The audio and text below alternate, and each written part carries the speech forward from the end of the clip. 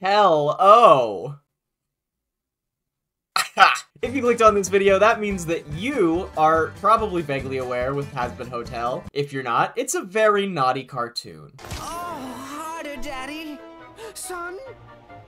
It's a new cartoon on Amazon Prime that was done by the same creators of the very successful YouTube animated show Hell of a Boss. The two series are going to take place in the same universe, and the hype behind Hazbin Hotel is huge. A ton of people are really excited about it, and today I'm going to analyze the Hazbin Hotel trailer and talk about what marketing elements went into it. What made you think certain things, what got you or steered you away from wanting to watch it, what audience it's basically trying to cater toward, and whatever other interesting marketing business details, business, come up along the way.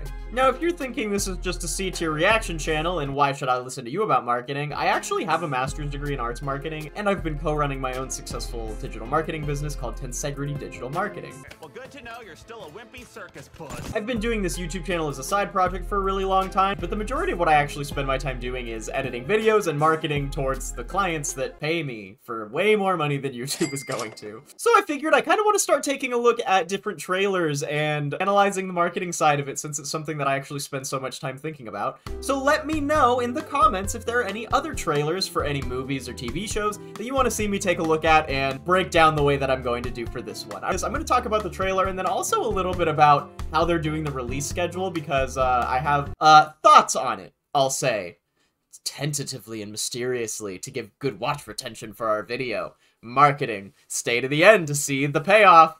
Ooh. Well, hello there, you wayward sinner.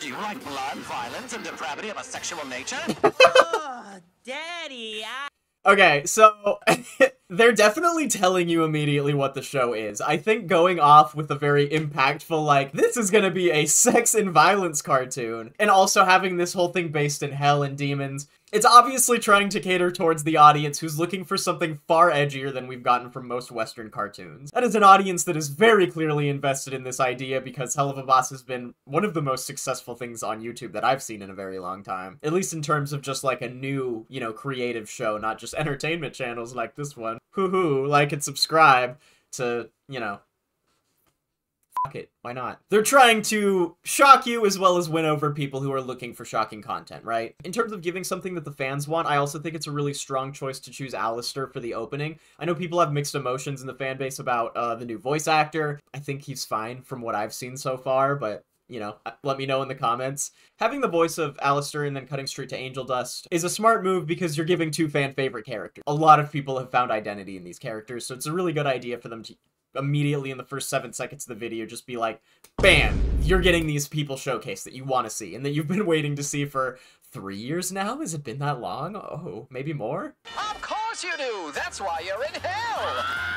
What would you say if I told you there was a place to stay that had none of that?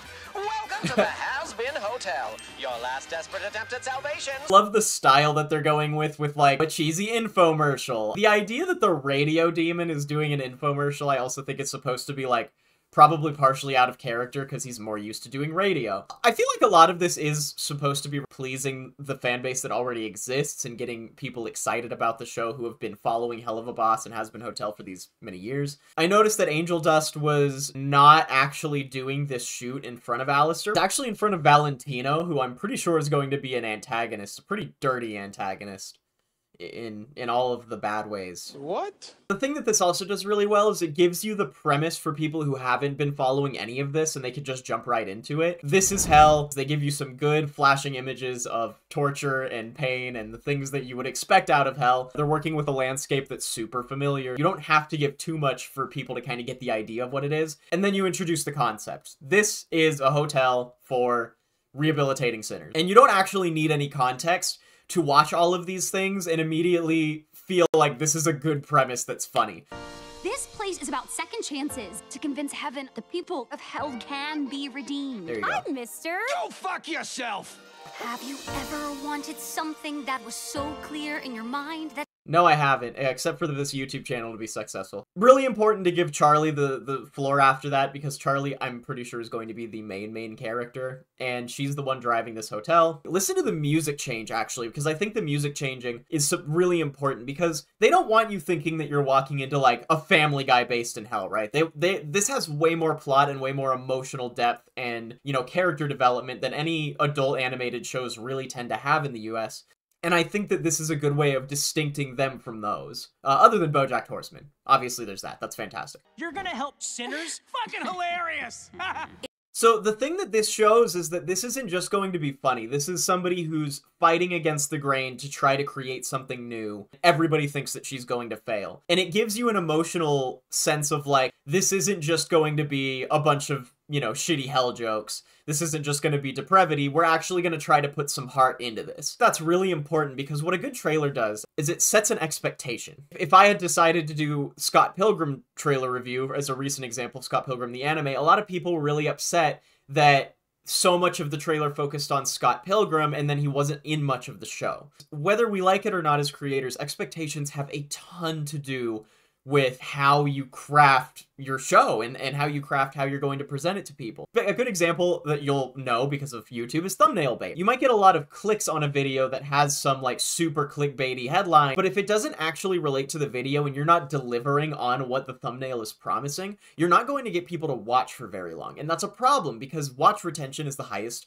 thing that matters on YouTube and in most media. You don't just want to sell somebody one time, because if you sell them one time and they hate it, you're not going to sell them again. Most products want repetition. Most successful business models are trying to get you to be coming back and not just for a single one-time thing, right? They want you to know that you're walking into a story with plot, and I think changing the music and showing Charlie going through this struggle immediately after giving us the premise in the comedic style that will still be present, it's giving us a really good idea of what the show is and what we can expect out of it. But let's keep watching. I just hope what I'm trying to do here will work. Are you fucking high? Here, hold this.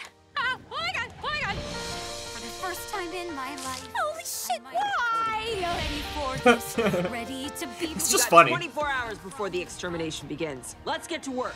They're gonna die. What I like about this is a lot of problems that trailers have is it gives you too much, right? We can already expect, based on the pilot, that there, especially if you're a fan already of the show, there's some cleansing that happens, like, once a year. Somehow this hotel is going to get involved with a much grander power struggle within the divides between heaven and hell. So it did give us a little clip of what seems like we're obviously going to be getting a war, which, may be too much of a spoiler, but again, I'd have to see the show to find out. So far, it looks like I'm not feeling disappointed in watching this, that it's giving me too much. Actually, I'd be interested. Fans, what did you think when you watched this for the first time? Especially if you're a really big fan of the show, you're following the lore, you watch Cartoon Universe videos all the time. Shout out to Cartoon Universe, they've covered the show a lot, and I love watching their videos. Let's keep going. That's just awesome.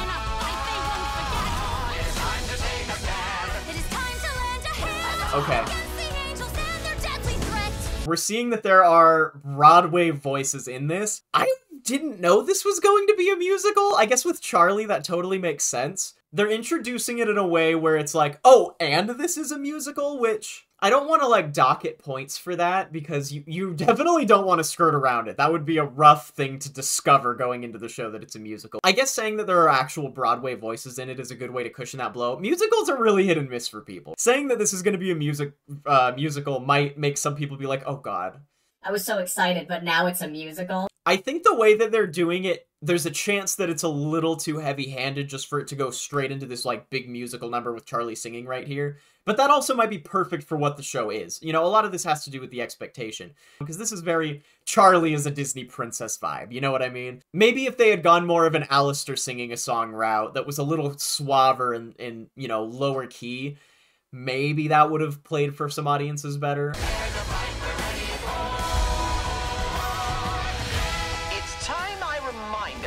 Why I'm here. Cool.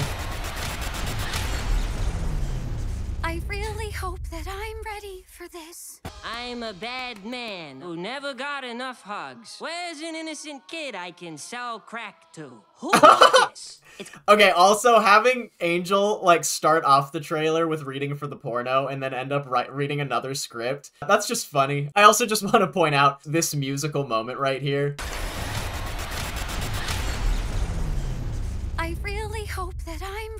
for this? We have heard, like, almost that exact, like, intense, epic music trailer in, like, a million different trailers. And I'm kind of making fun of it because I see it all the time, but it's there because it works, right? It gives you a sense of, like, epicness, seriousness. This isn't just going to be a small town story. This is going to be big. It feels grand, right? If you want to create a grand feeling, you want to do that, like, darn, you know, like sci-fi, big war, big thunderous drums. I think they're trying to make this seem like this is the bigger and more epic and emotional story, in contrast to, like, Hell of a Boss, something that they've been working on, which is way more comedic, right? Guys, I want you to meet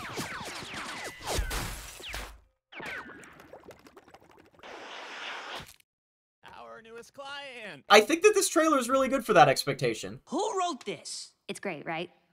Keep going. That gives a great sense of our characters, too. It tells the audience Charlie is a persevering optimist, and everyone else is hell burnout. Overall, I think this is a really good trailer. The music is doing the right things. I think it's getting the right audience hyped for the right reasons. First few seconds are definitely like, if you're not gonna like this show, you're gonna know right now. So, you know, it tells you what it's gonna be. It's gonna be funny, it's gonna be epic, and it's gonna have emotional storytelling. It's gonna take place in hell, and it's gonna have this, you know, colorful cast of characters. That's a ton of information without spoiling anything. And that's what, you know, that's a hard thing to do for a trailer. One thing that I also want to mention before I sign out is how they went about releasing the show. They did some great promos with social media where you could, you know, pretty much go to their website, click this link, and get some information about how the show was going to be coming out. They offered different packages for people to be able to purchase early access to the show, as well as a variety of different perks, gift items, and etc. Obviously, the good part is you make money, right? You're getting money from your fans. Just having a movie or something coming out on a streaming service in of itself is not really going to make you very much money as a creator anymore. So you do need to do things like that, and I understand that angle. But the problem is, A, there might be some fans that are like, oh, you used to be a creator for the people, and now you've sold out, make nickel and diming people for packages for early release content and stuff like that. I think if you do have that opinion, you should probably chill out, okay? It's just art. You get to watch it eventually. I don't think anybody's sold out. I think everyone's trying to make it as an artist. I think that the early release does make this problematic. You are thinning out the initial reception of the release. One of the reasons why Hell of a Boss does so well on YouTube is because they trend when they release an episode. We usually wait a couple months, at least a few weeks in between Hell of a Boss episodes, and when one finally does get dropped, it's a huge deal. The fan base rushes to see it. Anyone who's interested in online animation of any kind is begging to watch the show. Content creators are rushing to cover it because everybody is immediately consuming the content. Since they're not releasing it all at once, you get a lot of time for people to create fan theories. You know, YouTube creators get to talk a lot about the show in between this and the next story moment. Now, you are having different people getting it at different times. You are having creators not know when they should be making content around it. Should they do it when the early people have got it? Should they spend the money and be an early releaser and try to get the views for, you know, the first wave of people? Or do they want to wait for everybody to see it when it comes out publicly? People can watch it on Amazon Prime and whatever torrenting websites that they're inevitably going to find it on because they don't want to pay for things. I am a pirate, yes I am. Instead of having a single day of trending, you are having a couple days of wavering success, and it makes it a little bit harder for the community to immediately come together and create community around how they feel about it. And I know to a lot of people you're thinking like, oh, a week in between? That's not very long. In internet time, which is what we're in now, this is an internet show with a very internet-based audience. A week is a lifetime. Looks like we're going to have 4 episodes out by January 19th, followed by the next 2 and followed by the next 2. Essentially, we're going to get all of this culture and interest in Hazbin Hotel for a month or 2, and then it's probably going to vary again, and we're going to go back into Hell of a Boss if you're into this. Depending on how soon we get the next series, it's going to give us a huge gap in between wanting to be involved in the show. And constant involvement, which again is a terrible pressure for the artists. Like, I don't love that the business is this way, but it is this way, is one of the things that you want for just seeing greatest success. I did just want to talk about that really quick because I think that the way that they did sparse out the release schedule might hurt its initial impact. And that's a little bit about the marketing, a little bit about how they're doing it. I'm sure they're actually making a lot more money because they did it that way. But is it going to inevitably drum up more or less interest from the fandom? We'll see. Is it gonna hurt enough to where it was a bad idea? I couldn't really tell. When you're making decisions like these, a lot of it is just making guesses, especially because streaming services are still so relatively new in the media landscape and people are still practicing and seeing what what works and seeing what audiences respond to the best. So whatever it is, if you like the show, definitely make sure you're supporting it. Make sure that you know, go to the Vivzy Pop and, you know, say positive things. She's making a very risky animated project, and it was very much fan done, so I think what she's doing is great work. So yeah, make sure you give some love to the creators and me. Hi, comments, subscribe, peace. And when I say peace, I mean it.